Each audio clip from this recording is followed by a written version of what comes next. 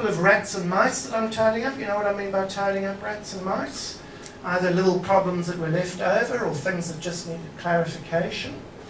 The first is Article 24. Deviation is now treated like any other breach of contract. So it now clearly kills off the concept of fundamental breach.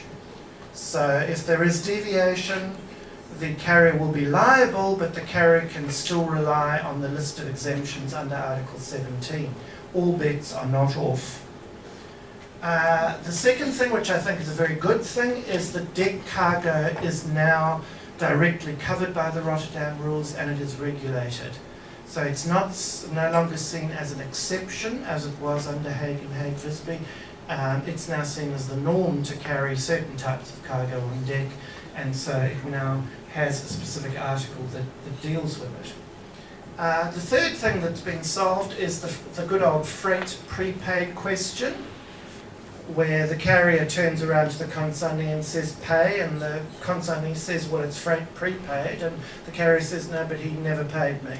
So now the Rotterdam Rules say freight prepaid means what it says. It's an absolute term, unless it's an in-house bill of lading. So unless the shipper and consignee are the same party, in other words, a freight forwarder, then the carrier can still raise the argument.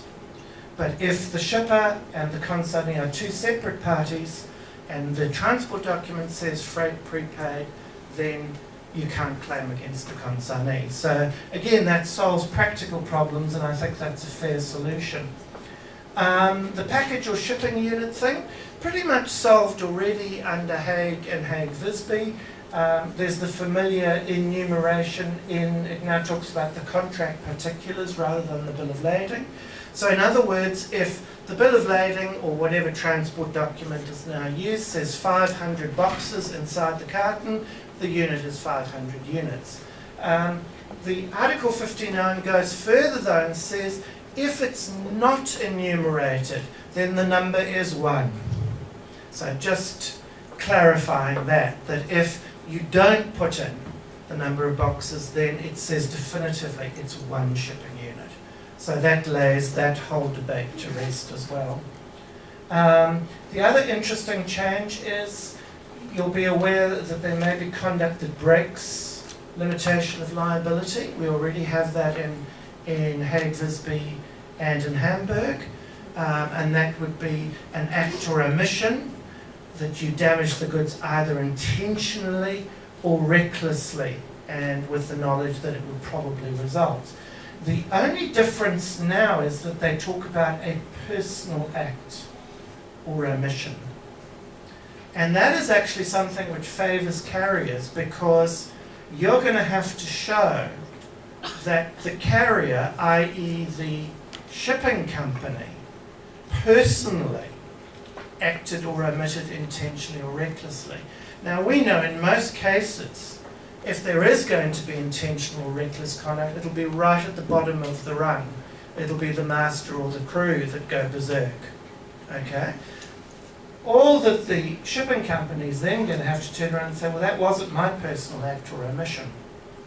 So I think it's going to be harder for shippers to break limitation under the Rotterdam Rules than it currently is under the Hague and Hague-Visby Rules. So it doesn't all go the shipper's way. The other thing which is shipper-friendly, the time for suit is now 2 years. So that's consistent with the Hamburg rules rather than the Hague and Hague-Visby 1 year rule.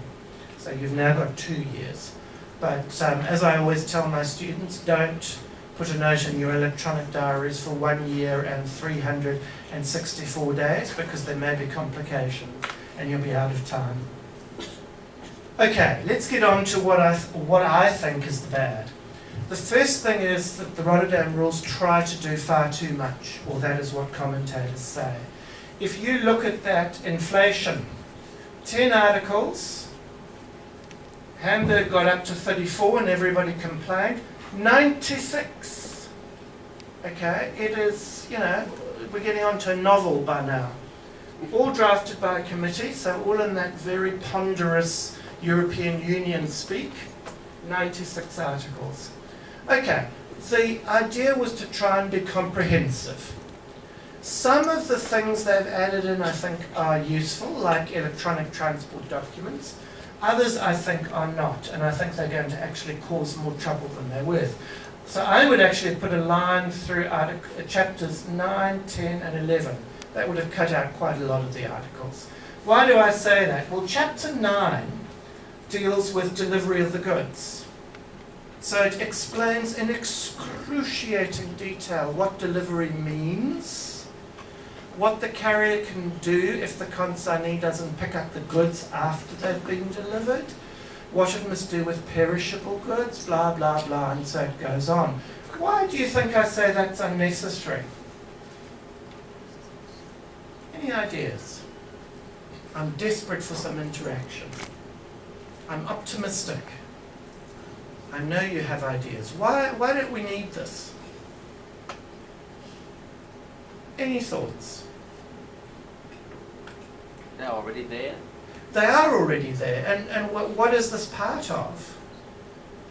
It's part of the sales contract, isn't it? The sales contract will tell you when and where the goods are to be delivered. Now, Hong Kong is not a signatory to the Convention on International Sale of Goods, but mainland China is. So you already have provisions, or the sale of goods contract would have quite detailed provisions that tell you what should happen with delivery. And frankly, if it's a decently drafted sales contract, it'll also cover these other things, like what will happen if you don't pick them up on time and all of that. So really, to have to repeat all of that, I think is silly. And more than that, it actually may conflict with the Convention for International Sale of Goods that says slightly different things. So we may have a clash of conventions here. So I think the entire Chapter 9 is unnecessary. No one would have missed it if we'd cut it out. Okay, Chapter 10, you'll remember our controlling party. That's either the shipper or the consignee, or in certain cases, a financing bank who's holding the transport documents. Again, I don't think this is necessary. Why? If it's the shipper is the seller of goods. Sales law will tell you when it has the right to dispose of the goods. We already know that under the common law. If it's the consignee, we know it gets the right to dispose of the goods once it's paid and received its transport documents. Equally, if it's dealt with under the International Sales Convention, there are already provisions that deal with the right of control. So what about the banks then that I mentioned?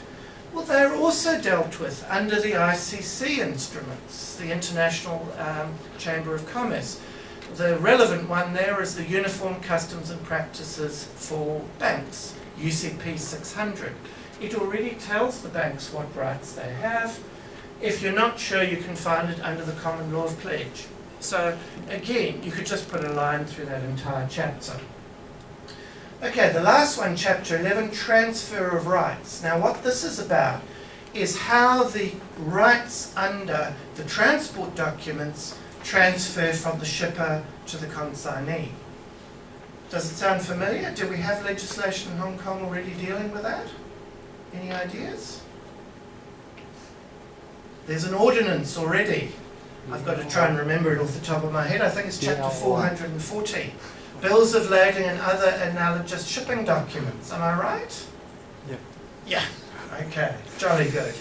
All right. I don't know about the Chinese Maritime Code, but I'm pretty sure that it also deals with how you transfer rights and liabilities under bills of lading.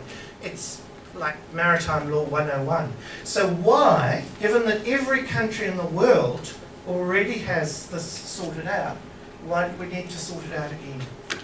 The other thing that I dislike about Chapter 11 is it's so general that it's actually not useful. So you can't even say, well, never mind, we'll just get rid of the ordinance and we'll rely on the convention. The rules are too general. So again, these are three topics that I think should just have been left out altogether.